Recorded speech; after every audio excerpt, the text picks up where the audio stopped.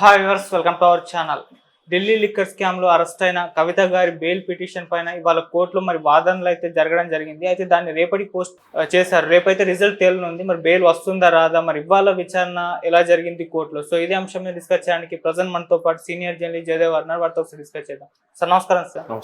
Sir ఇవాళ కోర్టులో ఏం జరిగింది, ఎలా విచారణ వాదనలు జరిగాయి అడ్వకేట్ల మధ్య, బెయిల్ దొరికే ఛాన్స్ ఏమన్నా కనిపిస్తున్నాయా సార్? బెయిల్ దొరికే అంశాల విషయం పరిశీలిస్తే అది చెప్పలేమండి.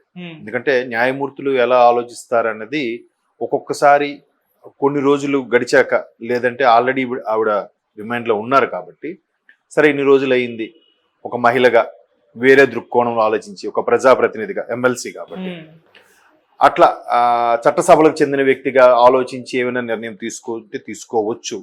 లేదు, బలమైన ఆరోపణలు ఉన్నాయి కాబట్టి బయటకు వస్తే ఇబ్బందికర పరిస్థితులు వస్తాయి, సాక్షులను తారుమారు చేయొచ్చు, కేసునే తప్పుతో పట్టించవచ్చు, రకరకాలుగా అభిప్రాయాలు వినిపించవచ్చు అనే ఉద్దేశంలో రద్దయినా చేయొచ్చు.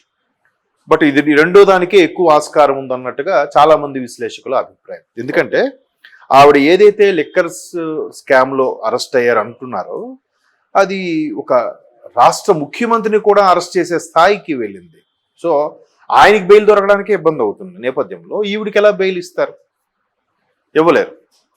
కాబట్టి ఇవన్నీ ఒకదానికొకటి లింకప్ అని చెప్పి ఈడీ కానీ ఈడీ తరపు న్యాయవాదులు కానీ బలమైన వాదనలు వినిపించిన నేపథ్యంలో బెయిల్ దొరకడం కష్టం. అయితే మొదటి నుంచి ఒకసారి దీన్ని పరిశీలిస్తే, ఇప్పుడు ఆమె బినామీ ఎవరైతే ఉన్నారో అరుణ్ పిల్లై, ఆయన పట్టుకోవడం, ఆయన వాంగ్మూలం ఇవ్వడము, అసలు ఏం జరిగింది, ఏంటి, మనీ హవాలా జరిగిందా, దీన్ని ఒక విధంగా క్విడ్ ప్రోకో కింద చూడొచ్చా అని రకరకాల యాంగిల్స్లో దర్యాప్తు చేస్తున్నప్పుడు, గత సంవత్సరం అంటే 2022 21 స్టార్ట్ చేసిన దర్యాప్తు 23 మార్చికి వచ్చేసరికి ఈవిడి పేరు కూడా వినిపించేసరికి ఈవిని పిలిపించారు. పిలవడానికి పంపించారు. పంపిస్తే ఈవిడ వెళ్ళలేదు. ఏదో ఆ రీజను ఈ రీజను, ఆ సాకు ఈ సాకు, సాకులో అని అనొచ్చు, లేదంటే పర్టికులర్ రీజన్స్ చెప్పి ఆవిడ డ్రాగ్ చేస్తూ వచ్చారు. తర్వాత ఆగస్ట్లో ఎప్పుడో అనుకుంటా ఇంకా వెళ్లాల్సి వచ్చింది. ఆ తర్వాత నుంచి చూసాం, మన అందరికీ గుర్తున్న విషయమే. ఆవిడ వెళ్ళడము, ఇట్లా సింబల్ చూపించి వెళ్ళడము, తర్వాత ఒకసారి ఆవిడ ఫోను ఒకసారి పరిశీలిస్తే ఫోన్లో ఏం లేదని తేలడం, ఫోన్లో అన్ని అరేంజ్ చేశారని అనడము, తర్వాత ఈ ఏదైతే లిక్కర్ స్కామ్లో కొన్ని రకాల మెలకువలు చెప్తూ ఎక్కువగా లబ్ధి పొందేలాగా వెండర్స్, ఎవరైతే దాంట్లో పాత్రదారులు ఉంటారో వాళ్ళకి లబ్ధి పొందేలాగా, ప్రభుత్వానితో పాటు ప్రభుత్వం కన్నా వీళ్ళు ఎక్కువ లబ్ధి పొందేలాగా కొన్ని రకాల నిబంధనలతో కూడిన షీట్ రెడీ చేశారు లిక్కర్కి సంబంధించి. ప్రభుత్వం లిక్కర్ ఏదైతే యారక్స్, గవర్నమెంట్ యారక్ డిపార్ట్మెంట్ సంబంధించి ఆ విధంగా అమ్మేటప్పుడు ఎలా లబ్ధి పొందాలి అనేది కూడా ఈవిడ కొన్ని సూచనలు చేయడం, అది అందరికీ నచ్చి వాళ్ళు ఆమోదింపు చేశారు. అయితే ఎవరెవరు ఉన్నారనేది ఒక్కొక్కటిగా తవ్వితీస్తే మొత్తం ఈ అరుణ్ పిల్లై గారు చెప్పిన వాంగ్మూలం, తర్వాత ఒక్కొక్కరుగా ఏంటి, ఆయన పేరు సుఖేష్, జైల్లో ఆల్రెడీ ఉన్నారు, ఆయన కొన్ని రకాల విషయాలు చెప్పడం, ఆయన ముందు చెప్పినప్పుడు ఆయన ఎవరో మాకు తెలియదు అన్నట్టుగా అన్నారు. ఆయన దానికి హట్ అయ్యి ఒక్కొక్కటిగా లేఖలు, ప్రజావాద్యానికి లేఖలు రాసేలాగా రాస్తూ వచ్చారు. మీరు నన్ను అప్పుడు పట్టించుకోలేదు, ఇప్పుడు మీరు అరెస్ట్ అవుతున్నారు, మీకు నా సంగతి తెలుస్తుంది అని అనడం. తర్వాత కేజ్రీవాల్ గారు అరెస్ట్ అయినప్పుడు కూడా వెల్కమ్ టు తిహార్ క్లబ్ అని చెప్పి ఆయన మళ్ళీ ఇంకో లేఖ రాయడం, ఇట్లా రకరకాలుగా అందరూ ఒక్కొక్కటిగా తీసుకునేసరికి ఈవిడ విషయం వచ్చేసరికి పూర్తిగా రకరకాల కోణాల్లో దర్యాప్తు చేశారు. దర్యాప్తు చేస్తే ఈవిడ కొన్ని రాష్ట్రంలో కూడా కొంతమంది ప్రముఖుల ఇండస్ట్రియలిస్టులు వాళ్ళ రిలేషన్స్ వాళ్ళని కూడా బెదిరించారని, ఆ పరంగా కొన్ని రకాల ల్యాండ్స్ రాయించుకున్నారని, కొన్ని రకాలుగా వీళ్ళకి అందులో ఎక్కడికి సంబంధించిన కంపెనీల్లో సమ్ స్పిరిట్ ఏదో సంథింగ్ కంపెనీ ఉంది, దానికి సంబంధించిన దాంట్లో పెట్టుబడులు పెట్టడానికి అమౌంట్ కోసం డిమాండ్ చేశారని రకరకాల అభియోగాలు అయితే ఉన్నాయి ఆవిడ మీద. సో దానికి సంబంధించి ఎవరు అరబిందోకు సంబంధించిన బంధువు ఆయన శరత్ చంద్రారెడ్డి ఎవరో ఉన్నారు, ఆయన పేరు ఒకరు వినిపిస్తోంది. ఆయన కూడా వాగ్మూలంలో అదే చెప్పారు, నాకు ఈవిడ నుంచి బెదిరింపు కాల్స్ కూడా వచ్చాయి అన్నట్టుగా.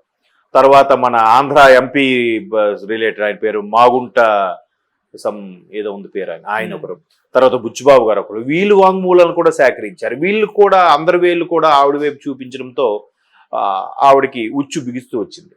అయితే ఈవిడేం చేశారు, ఇవన్నీ నేపథ్యంలో మరి ఈవిడికి అంతకుముందు కూడా పిలవడానికి అదే విచారణకి పిలిచినప్పుడు కూడా ఏవో మా అబ్బాయి ఎగ్జామ్స్కి ఉంది రావడం అదు, లేదంటే నేను ఒక పార్టీలో కీలకమైన వ్యక్తిగా ఉన్నాను, పార్టీ ముందు అసెంబ్లీ ఎన్నికలు ఉన్నాయి, దానికి క్యాన్వాసింగ్కి నాకు అవసరం ఉంటుంది, నేను రావడం కుదరదు, రకరకాల రీజన్స్ చెప్తూ వచ్చారు. అయినప్పుడు కూడా ఈడీ వాళ్ళ నుంచి వాళ్ళు వేగవంతం చేస్తూ వచ్చారు, దర్యాప్తు వేగవంతం చేసి వచ్చినప్పుడు ఈలోగా ఈవిడ ఈ సుప్రీంకోర్టును ఆశ్రయించారు. సుప్రీంకోర్టును ఆశ్రయించేది ఏమని అంటే అరెస్ట్ చేయకూడదు అన్నట్టుగా. ఈ లోపలే వాళ్ళు ఏం చేశారంటే స్వయంగా వచ్చి, అంటే ఈవిడ ఎట్లాంటి నిబంధనలు పెట్టుకున్నారంట, నేను రావడానికి కుదరదు, ఎందుకంటే ఒక మహిళ యొక్క హక్కుల్ని కాలరాస్తున్నారు, నాకు ఫ్యామిలీ ఉంది, బిడ్డలున్న వాళ్ళు వదిలి రావడం అవదు, మీరు ఎట్లాంటి అభియోగాలు మోపి నా మీద ఇన్వెస్టిగేషన్ చేస్తే నేను ఇబ్బంది పడతాను, ఒక ప్రజాక్షేత్రంలో ఉన్నాను, ఇవి రకరకాల రీజన్స్ చెప్తూ వచ్చారు. బట్ వాళ్ళకి బలమైన సాక్ష్యాలు బలమైన వాంగ్మూలాలు దొరికాయి కాబట్టే వాళ్ళు వేగవంతమయ్యారు. వేగవంతమైతే ఈవిడ సుప్రీంకోర్టు అప్రోచ్ అయ్యారు. సుప్రీంకోర్టు ఎప్పుడైతే అప్రోచ్ అయ్యారో అందులో కూడా ఎలా ఉంది, నేను నా ఇంటికి ముందు వాళ్ళకి అర్జీ పెట్టుకున్నప్పుడు కూడా మీరు ఒకవేళ చేయాలనుకుంటే నేను ప్రతిసారి నేను ఢిల్లీ రావడం నాకు ఇబ్బందిగా ఉంది, మీరు కావాలంటే నా ఇంటికి వచ్చి కూడా చేయొచ్చు అన్నారు. సో ఇంటికి వచ్చి చేయాలని నేపథ్యంలో ఇంటికి వచ్చి చేశారు. అది కూడా ఎలాగూ సన్లైట్ ఫెయిల్ అవ్వకముందే చేస్తేనే ఇన్వెస్టిగేషన్ కరెక్ట్గా అవుతుంది. ఒక మహిళగా సన్సెట్ అయిన తర్వాత మళ్ళీ దానికి కొన్ని రకాల నిబంధనలు ఉంటాయి. మళ్ళీ ఇప్పుడు జనరల్గా పోలీస్ స్టేషన్లో కూడా 6 తర్వాత ఒక మహిళని స్టేషన్లో పెట్టాలంటే ఖచ్చితంగా ఫీమేల్ కానిస్టేబుల్ ఎవరో ఒకరు ఉంటే కానీ పెట్టడానికి వీల్లేదు. కొన్ని ఏవో చట్టంలో కొన్ని సవరణలు ఉన్నాయి, అది నాకు పూర్తిగా ఐడియా లేదు. సో అట్లాగా ఈవిడ చెప్పడంతో సూర్యాస్తమయం లోపే ఈవిడ ఇంటికి వెళ్ళి సుమారుగా 3 గంటల సేపు ఇన్వెస్టిగేషన్ మొత్తం దర్యాప్తు అంత సోదాలు నిర్వహించి అరెస్ట్ చేశారు. అరెస్ట్ చేసేటప్పుడు కూడా వాళ్ళ కుటుంబ సభ్యులకి వాళ్ళ దగ్గర బంధువులకు కూడా ఇన్ఫార్మ్ చేసి అరెస్ట్ చేశారు. అంటే కేటీఆర్ గారికి హరీష్ రావు గారు లాంటివి ఇన్ఫార్మ్ చేయబట్టే కదా వాళ్ళు కూడా ఆ స్థలంకి వచ్చారు, మనం చూసాం. అయితే ఈలో కేటీఆర్ గారు అందరికీ మీడియా సమక్షంలో చూపించింది ఏంటంటే, మేము సుప్రీంకోర్టులో పిటిషన్ వేశాము దీని మీద అరెస్ట్ నిలిపివేయాలని, అయినా వీళ్ళు వచ్చి అరెస్ట్ చేశారు అంత ధైర్యంతో, వీళ్ళు అడుగుతుంటే సమాధానం చెప్పట్లేదని చెప్పారు. బాగుంది. ఆవిడ పేరు ప్రియామేనా ఆఫీసర్, ఈడీ ఆఫీసర్. ఆవిడ చెప్పి నేను అవన్నీ సంబంధం అని చెప్పి ఆవిడ అరెస్ట్ చేసుకున్నారు. ఇంకా స్పెషల్ ఫ్లైట్లో ఆవిడని అరెస్ట్ చేసి తీసుకెళ్ళిపోయారు. అంటే 24 అవర్స్లో సబ్మిట్ చేయాలి ఉమెన్కి సంబంధించి ఏదైనా ఇష్యూ అయినప్పుడు. వెంటనే ముందు రోజు సాయంత్రం 6 గంటల లోపు అరెస్ట్ చేశారు. నెక్స్ట్ మళ్ళీ సాయంత్రం 6 వరకు కాదు, 24 అవర్స్ అంటే ఈ లోపలే కోర్టులో సబ్మిట్ చేయడము అన్ని చకచకా జరిగిపోయాయి. అందుకే ఫ్లైట్లో తీసుకెళ్ళిపోయారు. అయితే ఇక్కడ సరే కోర్టు అంతా అరెస్ట్ చేసిన అయిన తర్వాత అక్కడికి 2 రోజుల తర్వాత సుప్రీంకోర్టులో దానికి వాదనలకి సమయం వచ్చింది. వచ్చినప్పుడు ఈవిడ తరపు లాయరు విత్డ్రా పెట్టుకున్నారంట. ఎందుకు మరి, ఈవిడ ఏం తప్పు చేయలేదు నిఖార్స్గా ఉన్నట్లయితే సుప్రీంకోర్టులో ఎందుకు వీళ్ళు పెట్టిన పిటిషన్ విత్డ్రా చేసుకున్నారు? అంటే ఒకవేళ కోర్టు ముందుకు మీ మీద అపీల్ చేసుకున్నాము, మీ దగ్గర ఇంకా తీర్పు రాకముందే ఈడీ వాళ్ళు వచ్చి అరెస్ట్ చేశారని చెప్పొచ్చు కదా. ఈడీ వాళ్ళు ఏమంటున్నారు, ఇది మొదటి కాదు, ఇప్పటికే 3-4 పరీక్షలు రాశాడు, ఇంకా ఉన్నవి 2 పరీక్షలే, దీనికి ఈవిడ అవసరం ఏంటి అన్నట్టు కూడా 2-3 ఉన్నాయి ఇంకా అంటే అంతే కదా. ముందు నుంచి ఉండలేదు, పిల్లడు బెంగ పెట్టుకుని అనుకోవడానికి లేదు, పైగా పిల్లడు ఒక ఫ్యామిలీ ఉంది, అక్కడ అందరూ ఉన్నారు, మిగతా వాళ్ళు అందరూ ఉన్నారు, తండ్రి మిగతా వాళ్ళందరూ కూడా ఉన్నారు అన్నట్టుగా వాళ్ళు వాదనలు. ప్రతిది కూడా వీళ్ళు ఏ కౌంటర్ వేసినా దానికి ప్రతి కౌంటర్గా వాళ్ళు లేదు, ఇటువంటి ఆవిడ ఇలా వెళ్ళిపోతే ఇబ్బంది అవుతుంది.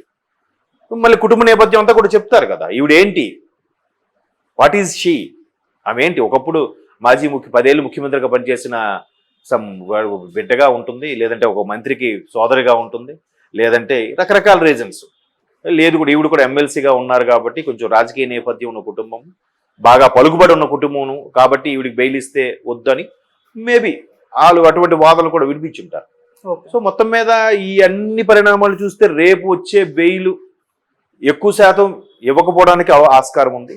కొన్ని కండిషన్స్, కొన్ని పరిస్థితుల్లో రేపు సార్వత్రిక ఎన్నికల నేపథ్యంలో కానీ, ఒక మహిళ దృష్టిలో పెట్టుకొని కానీ, లేదంటే ఆల్రెడీ కొన్ని రోజులు రిమాండ్లో ఉన్నారు కాబట్టి కొంత ఉపశమనంగా కానీ, ఇలాంటి విషయాల్లో కొద్దిగా కన్సిడర్ చేసి ఇస్తే ఇవ్వచ్చు. కానీ ఛాన్సెస్ తక్కువ అని కొంతమంది ఈ లాయర్లు ఎవరైతే ఉన్నారో మిత్రులు వాళ్ళు చెప్పిన దాని ప్రకారం అర్థమైన విషయం. Okay sir, thank you so much sir. Thank you.